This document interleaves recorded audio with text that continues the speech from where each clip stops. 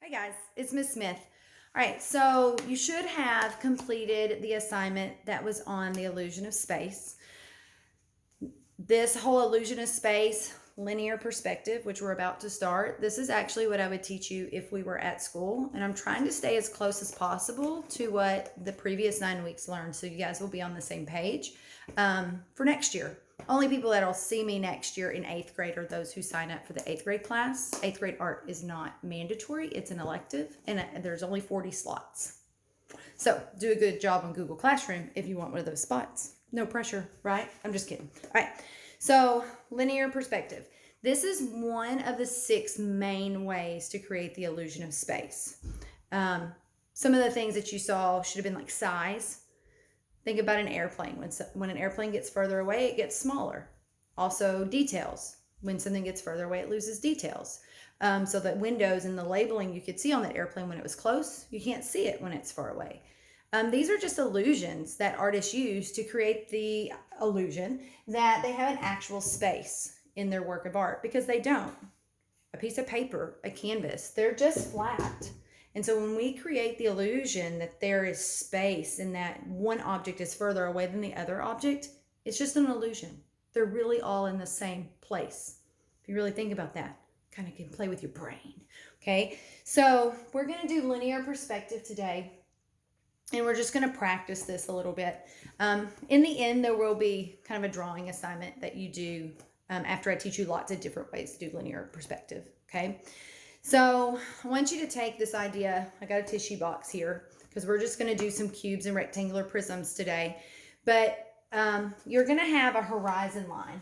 And you probably learned about a horizon line when you were in elementary school. And this is just the line where the earth and the sky meet. Okay, the ground and the sky, could even be like the floor and the wall.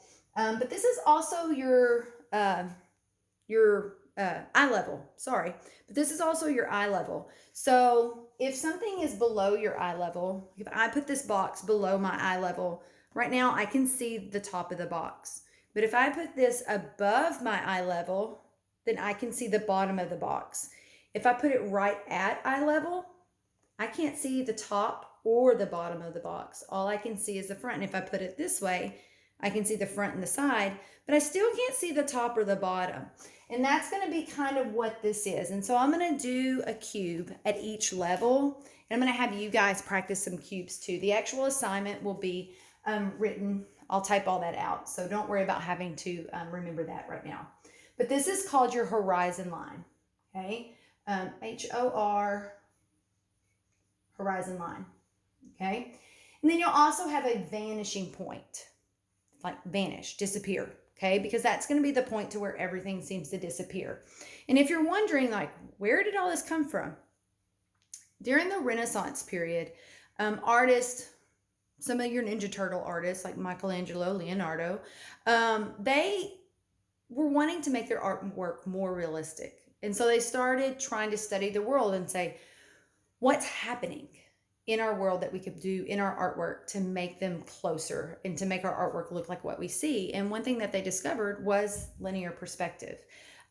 So it's not like someone has made this up, but more like they discovered like this is what's really happening. And so it's really cool. And I'll show you some more artworks along the way so that we can point out where we see linear perspective. It's pretty neat.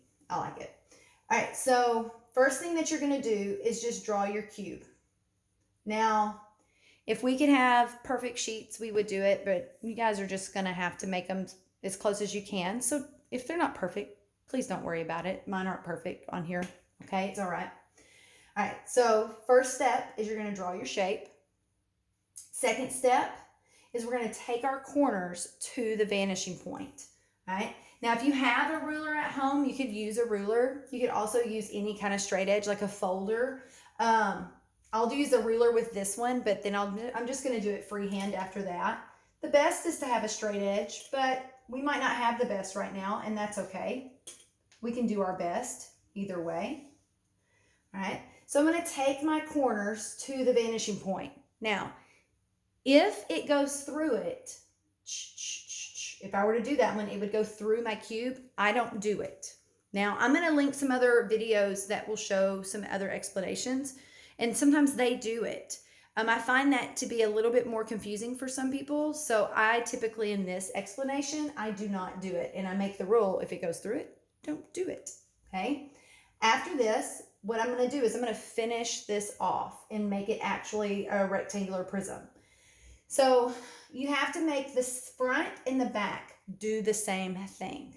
So if I'm going horizontal in the front, I've got to go horizontal in the back. If I'm vertical in the front, I've got to go vertical in the back. And then I just erase what's extra. Okay. All right, so let's do one over here that's above the horizon line. Straighten that one up. It's a little more crooked than I can handle. All right, so I'm gonna do this one freehand. Okay, so I took my corners to my vanishing point, and now I'm going to finish them off. Something I didn't mention a moment ago is you can finish it off as close as you want or as far as you want. So if I wanted to make this smaller, I could.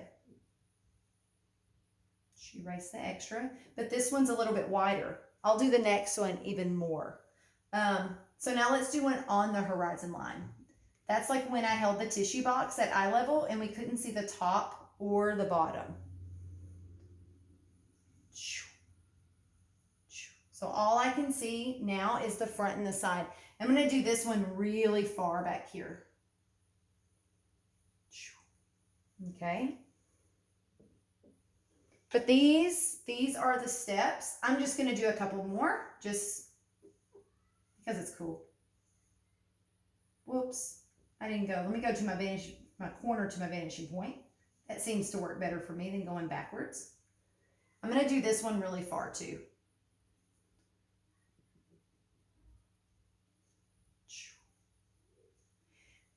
All right. Let's do one right above the vanishing point. So because it's right above the vanishing point, that's like the box is right above my eyes. And so I can see the front and I can see the bottom, but I can't see the sides.